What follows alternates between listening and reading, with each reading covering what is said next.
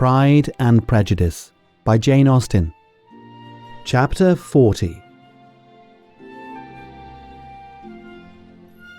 Elizabeth's impatience to acquaint Jane with what had happened could no longer be overcome, and at length, resolving to suppress every particular in which her sister was concerned, and preparing her to be surprised, she related to her the next morning the chief of the scene between Mr. Darcy and herself. Miss Bennet's astonishment was soon lessened by the strong sisterly partiality which made any admiration of Elizabeth appear perfectly natural, and all surprise was shortly lost in other feelings. She was sorry that Mr. Darcy should have delivered his sentiments in a manner so little suited to recommend them, but still more was she grieved for the unhappiness which her sister's refusal must have given him. "His being so sure of succeeding was wrong," said she, "and certainly ought not to have appeared, but consider how much it must increase his disappointment." "Indeed," replied Elizabeth, "I am heartily sorry for him, but he has other feelings which will probably soon drive away his regard for me. You do not blame me, however, for refusing him?" "Blame you? Oh, no." "But you blame me for having spoken so warmly of Wickham?" "No, I do not know that you were wrong in saying what you did." "But you will know when I tell you what happened the very next day." She then spoke of the letter, repeating the whole of its contents as far as they concerned George Wickham. What a stroke was this for poor Jane, who would willingly have gone through the world without believing that so much wickedness existed in the whole race of mankind as was here collected in one individual. Nor was Darcy's vindication, though grateful to her feelings, capable of consoling her for such discovery. Most earnestly did she labour to prove the probability of error, and seek to clear the one without involving the other. "This will not do," said Elizabeth. "You will never be able to make both of them good for anything. Take your choice, but you must be satisfied with only one. There is but such a quality of merit between them, just enough to make one good sort of man, and of late it has been shifting about pretty much.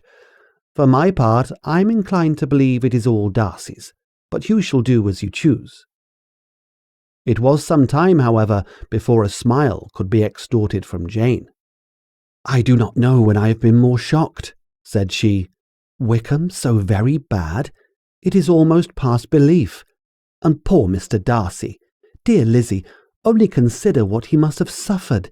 Such a disappointment, and with a knowledge of your ill opinion too, and having to relate such a thing of his sister.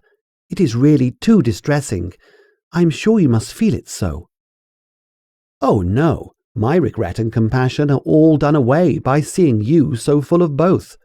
I know you will do him such ample justice that I am growing every moment more unconcerned and indifferent.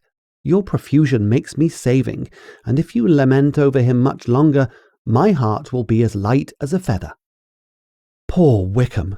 There is such an expression of goodness in his countenance, such an openness and gentleness in his manner." There certainly was some great mismanagement in the education of those two young men. One has got all the goodness, and the other all the appearance of it. "I never thought Mr. Darcy so deficient in the appearance of it as you used to do. And yet I meant to be uncommonly clever in taking so decided a dislike to him, without any reason. It is such a spur to one's genius, such an opening for wit, to have a dislike of that kind. One may be continually abusive without saying anything just, but one cannot always be laughing at a man without now and then stumbling on something witty. Lizzie, when you first read that letter, I am sure you could not treat the matter as you do now." "Indeed I could not. I was uncomfortable enough, I may say unhappy, and with no one to speak to about what I felt, no Jane to comfort me and say that I had not been so very weak and vain and nonsensical as I knew I had. Oh, how I wanted you! How unfortunate that you should have used such very strong expressions in speaking of Wickham to Mr. Darcy, for now they do appear wholly undeserved. Certainly, But the misfortune of speaking with bitterness is a most natural consequence of the prejudices I was encouraging. There is one point on which I want your advice. I want to be told whether I ought or ought not to make our acquaintances in general understand Wickham's character." Miss Bennet paused a little, and then replied, "Surely there can be no occasion for exposing him so dreadfully. What is your opinion?" "That it ought not be attempted. Mr. Darcy has not authorized me to make his communication public. On the contrary, every particular relative to his sister was meant to be kept as much as possible to myself, and if I endeavour to undeceive people as to the rest of his conduct, who would believe me? The general prejudice against Darcy is so violent that it would be the death of half the good people in Meryton to attempt to place him in an amiable light. I am not equal to it. Wickham will soon be gone, and therefore it will not signify to anyone here what he really is. Some time hence it will all be found out, and then we may laugh at their stupidity in not knowing it before. At present I will say nothing about it. You are quite right. To have his errors made public might ruin him forever.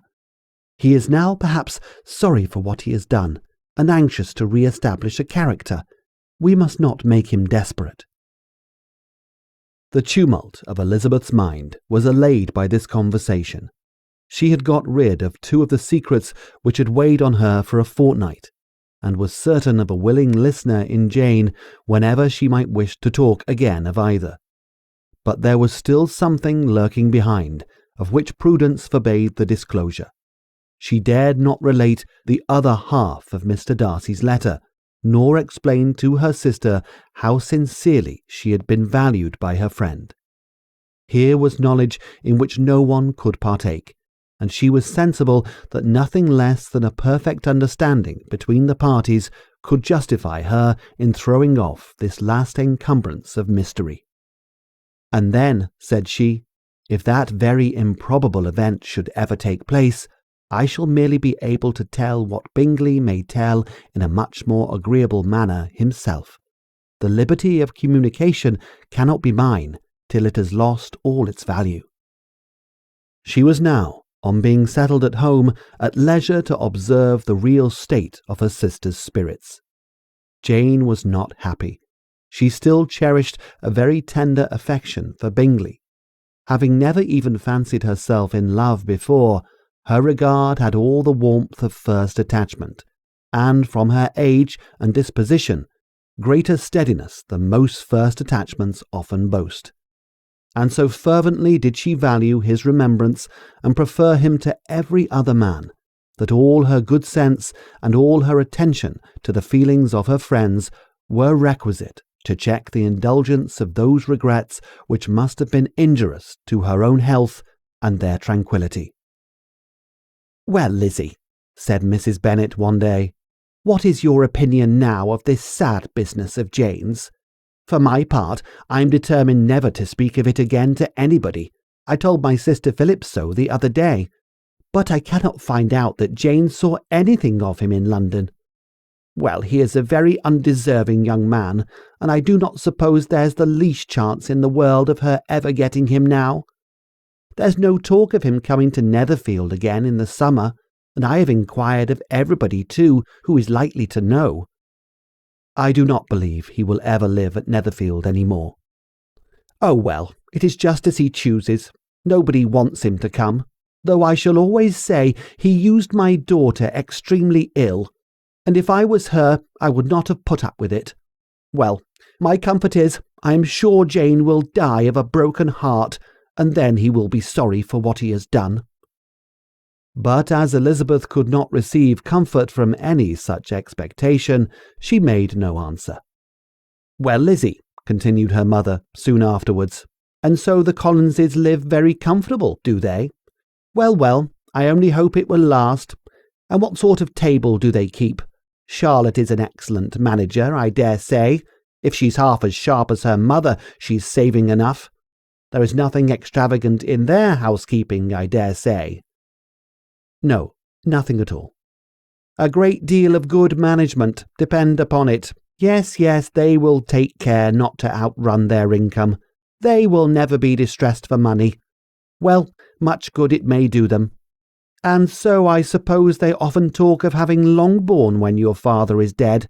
They look upon it as quite their own, I dare say, whenever that happens." It was a subject which they could not mention before me. No, it would have been strange if they had, but I make no doubt they often talk of it between themselves. Well, if they can be easy with an estate that is not lawfully their own, so much the better. I should be ashamed of having one that was only entailed on me.